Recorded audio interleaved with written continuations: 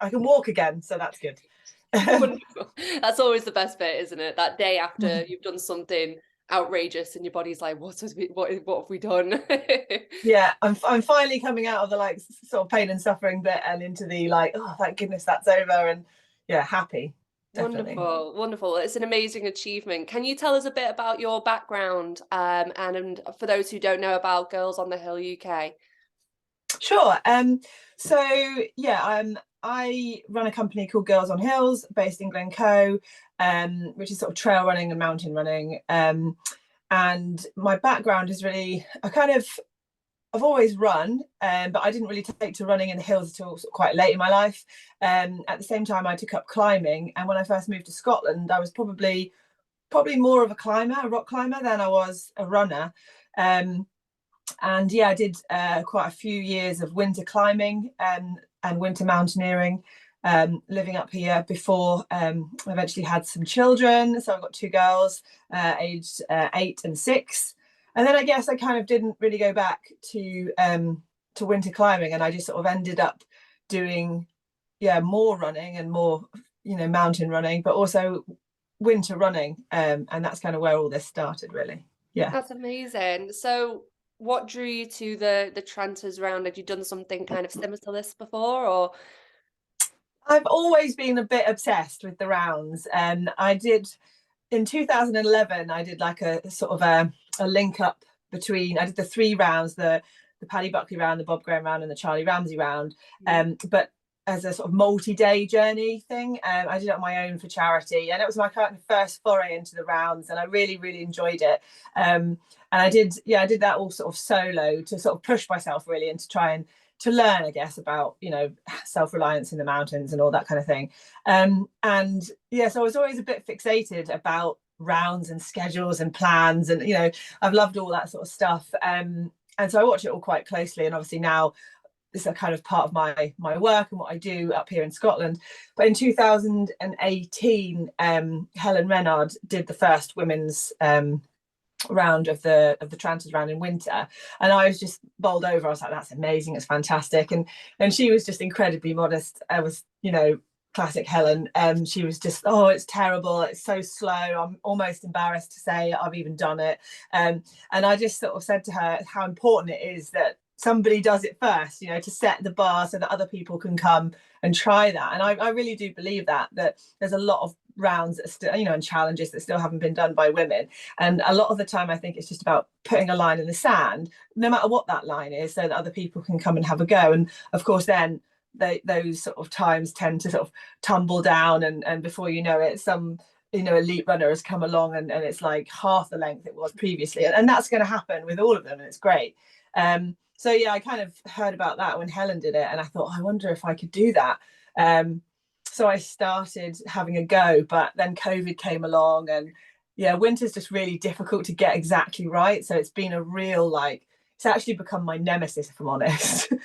So this one was like, I was so glad to finish it, because it meant, to an extent, it meant I didn't have to do it again.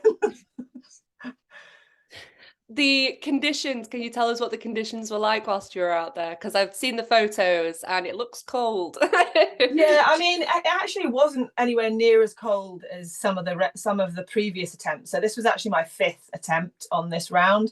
And in previous attempts, it's always been either the snow was way too deep, or it was way, way too cold, and windy and that kind of thing. And this one, in some ways, was just perfect, because there was like plenty of hard snow around, which meant that I had to wear crampons for the majority of the round. And it was just really great to run on, because it was nice and firm.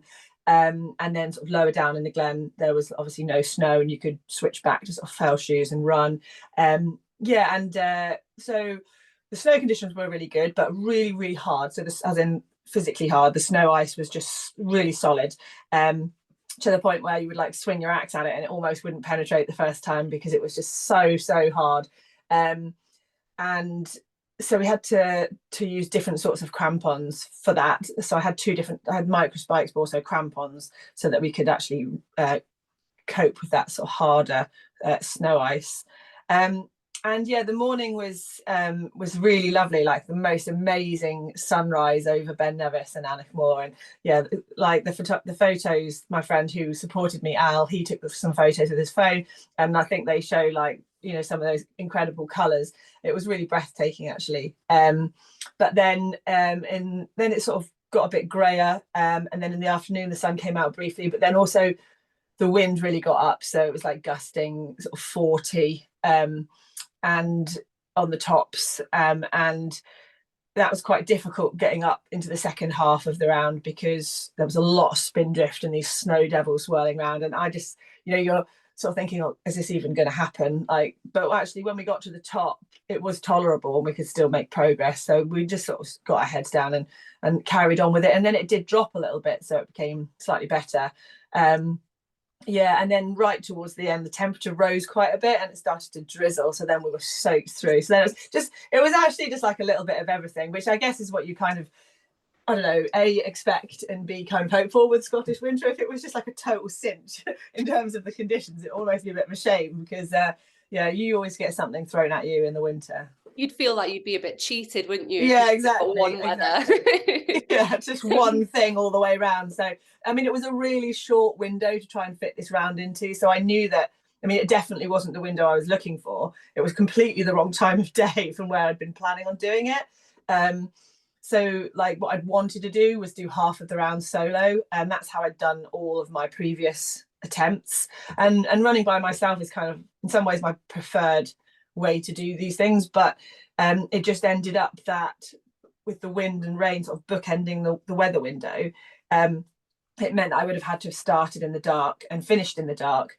And the round has two really technical sections kind of nearish to the beginning and end. So I would have had to have done them both in the dark. And I'd already sort of drawn a line for myself in terms of safety, that I didn't want to do those technical ridges in the dark on my own when I was tired. So I just accepted that I needed to have support with me. And so it was fully supported. So that was a little bit of a bit galling in a way, but at the same time, it was really, really lovely to share it with friends. And so it was a brilliant experience, and yeah, something I'll definitely always remember. Amazing. Well, you've already kind of started doing it, but kind of what time did you start? And what were your pacing like? Did you have a schedule of any sort?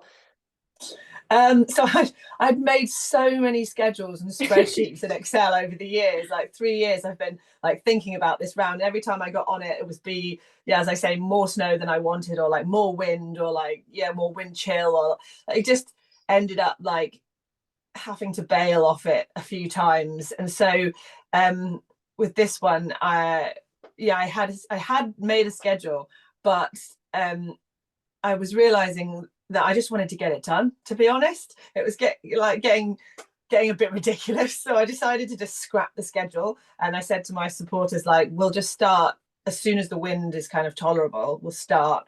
And then I don't want to know the time. I don't want to know the time. And we'll just go what pace is comfortable. And we're going around it this time, all the way around it, because I just want to get it done now. And so, yeah, we didn't really set a particular pace. We didn't try and keep to a particular schedule. So I had Al with me in the first half and Jess with me in the second half, and they would send a text, a WhatsApp from the summit to say where we were. We didn't really have a tracker or anything like that. So we just ping a message to the Keep Keri Alive WhatsApp group and yeah, just keep sending updates. And I didn't look at that at all when we were running, really. And yeah, we just went on what pace was comfortable. And it wasn't really until like into the second half I realised that we were obviously up on roughly where I thought we would be, because the sun hadn't set. The sun hadn't set for like several more peaks than I was expecting. So I knew that we had a good bit in hand. And then Jess said to me on Scare of Aim, guess the time. I was like, 11. She was like, 8:45. And so, yeah, we were, by that point I kind of knew where we were on the sort of schedule, really, and which was just what we needed, because it was a little bit dreaky at the end, and I was definitely starting to feel a little bit sick. So yeah, it was good to have that motivation. And by the time I hit the track at the bottom going into the youth hostel, I found I could run again, and felt quite okay sort of moving into the finish. So yeah, it was good. Did you have any sort of nutrition plans going in? Do you have like a mixture? It's quite notorious, I've noticed, with female runners that we're all rubbish at nutrition. So Yeah, I'm not really a very good runner, but I'm quite good at eating. I feel like that's my one strength when it comes to like ultra running. So yeah, I did eat like pretty well and constantly, really. I had whittled down the things that didn't work over the last, the previous attempts, and ended up finding that, like, well, in previous attempts it'd been a lot colder and my food had frozen a lot of the time, so I had things that were quite good in the cold weather that didn't really freeze. So I had sausages and I had cheese, literally just like bags of sausages and cheese, and then bags of chocolate and flapjacks. And in all the photographs I've just got like 2 plastic bags flapping around outside of my pockets. But when you've got these massive gloves on, you can't get at little zippers and little pockets and stuff like that. You just need like something really giant that you can just grab and shove your hand in. So I just had like 2 big bags of food that I could just shovel in, a sweet pocket and a savoury pocket, and I just did that all the way around. And yeah, it felt good. I kept eating, and I didn't feel like unwell with it or anything until right at the very end, like 2 summits from the finish. I tried to take a gel on, and I was like, oh, well, that's not going to go down. And then I had to stop eating anything after that. But we were pretty close by then. It was just a matter of getting to the end. Yeah, and Al kept saying to me, like, I've got dried mango. And it was really like amazing. And this dried mango was to like, yeah, I don't know why I hadn't taken that out before. So that was definitely a good addition. Was there anything that you'd kind of used on previous ones that you thought, oh, I definitely need this in the future? So I had my like hard shell jacket, and so I was wearing like an Innovate jacket, the Venture Light jacket, and trail pants. So I was fully in like waterproof shell the entire time because it was really windy. So I'd literally put that on from the start, and I had it all the way through to the finish. But I had like power stretch leggings underneath that, and then like a sort of a power stretch kind of fleece underneath the shell. And yeah, on my feet I had these like Hypertherm Pro socks from Dexshell, which are like their warmest ever waterproof socks, and they've got like this fur lining thing inside. It's really amazing, and I basically had super warm feet the whole time, which was really great. Yeah, so in the past I've done things like freeze my feet and lose toenails and things, and I was like, I'm not going to do that this time. So I used these socks, and they were really great. Like equipment wise, I used Catula KTS crampons, so they're like a sort of like an inch long, 10 points, for running on the snow, and they were perfect because they're really like quick to put on and off. And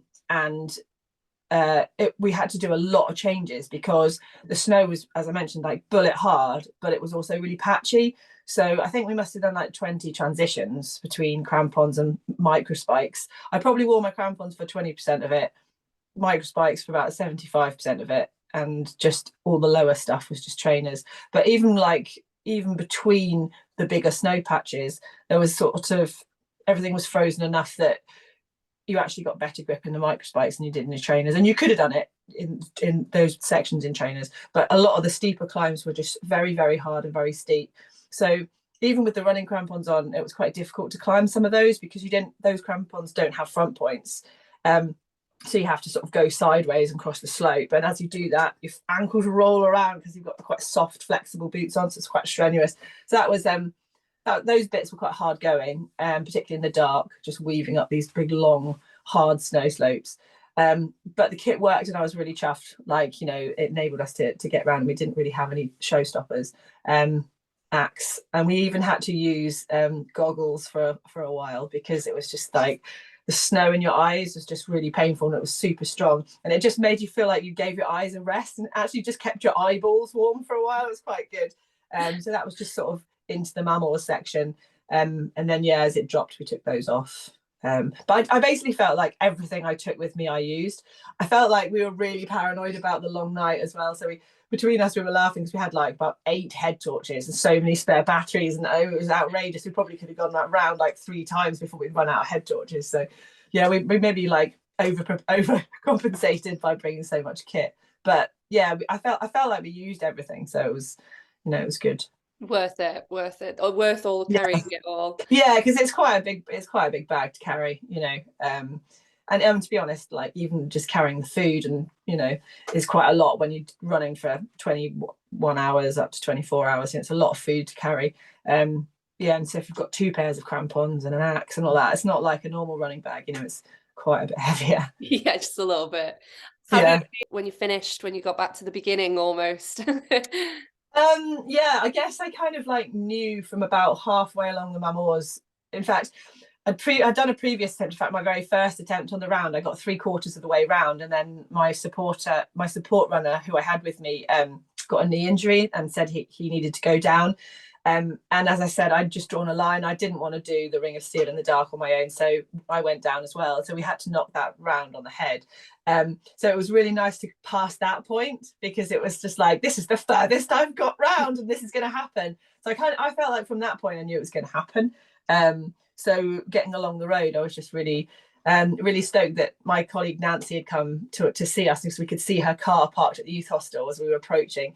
And it was like, you know, just gone 1 a.m. or something. And so it was a bit of a ludicrous time for her to come out and support, but it was really great that she did.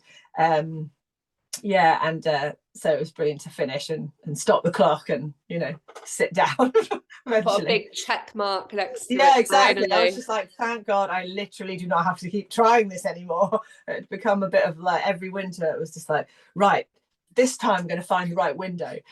Because it's not just about finding a weather window, because you do get, you know, you do tend to get a handful of weather windows over the course of a winter. But for me as a mum, it's more like, right, I've got to like have childcare, and I've got to basically they've got to have nothing on, and I've also got to like, they've got to not really be ill, and I can't be ill, and I can't be injured. And you know, there also has to be like supporters, and the weather has to fit, and the conditions have to fit. And even to the point where like it, you know, on this particular round it was a full moon. I mean, that was also a bonus, that was a tick in the box. And so there's so many things to line up that quite often you just wouldn't get every combination, and things just wouldn't happen. So for this to finally kind of come together, all these little elements, was just a huge relief. Yeah. You've already touched on it, and I think it's really important to talk about. But you know, women running, especially women doing mountain running and mountaineering, how important do you think it is to be setting these sort of, you know, like you've said with Helen, it was somebody to do the first, but do you think we really need to start kind of inspiring more women to get up in the mountains? Yeah, I think that, like, you know, this is a big part of what I do at Girls on Hills, and there is a huge, you know, there's definitely an increase in, you know, the number of women we see out in the hills now running, ultra running, climbing, hiking. But I think that the more you get towards the like the technical end or the very long end of running, that's where you see the bigger sort of gender gap. And so winter running would be, you know, is a good example. A very long sort of ultra running is obviously another. Very technical mountain running, sky running, those kinds of things. That's where the gender gap is the biggest. And I think often it's a question of just like seeing people doing it. You know, now we've got social media, it's amazing, you can basically see constantly what everybody's doing all the time. So, you know, it's nice to be able to see other women are doing it, and kind of, yeah, break down some of those barriers around what kind of person you have to be to do these things. Like I feel like I'm in the same camp as Helen, in that I wouldn't really describe myself as a great runner. So I know that this is like still a very low bar, you know, but it's the beginning of a story of women making this round faster and faster.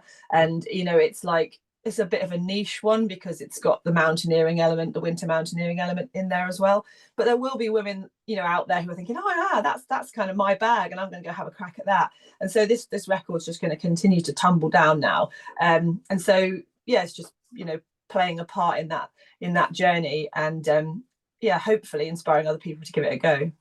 I think you've definitely inspired other mothers to maybe have a go, because I think, you know, sometimes people will have children and then kind of that becomes their life. So I think it's really inspiring that even as a mum, you're still able to achieve these amazing things. And I'm sure it's a huge inspiration to your children as well.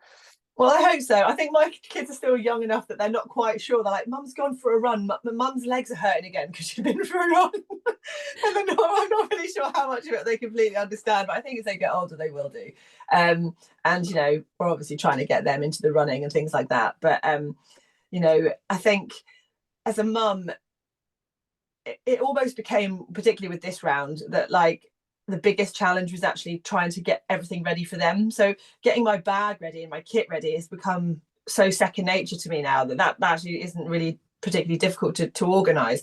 But it was like, well, you know, this child's got to go to a sleepover there, and this child's got to go to a sleepover there, and they've got to have a packed lunch for today and one for tomorrow, and then, you know, a sports bag and like a swimming bag. And, you know, my husband works overseas a lot, especially in the winter, so often I would be basically solo parenting at the time when I really wanted to go and do these rounds. And it ended up being a really amazing community thing, like not like a running community thing, but like a village community thing where other mums were all kind of like, oh, I'm so stoked that you did this, because they've had my daughter for like 3 sleepovers now. And you know, people taking my kids to school or picking them up and all mucking in, and like, you know, I just felt by the end of it that everyone was really rooting for me, and we, you know, they'd helped me get to that point. So it's definitely been yeah, a massive team effort, and people, you know, locally and friends and other runners, but just making it possible for me as a mum, so that I didn't feel that I couldn't do it, you know, and letting other people help me really. And I do feel really guilty, and I do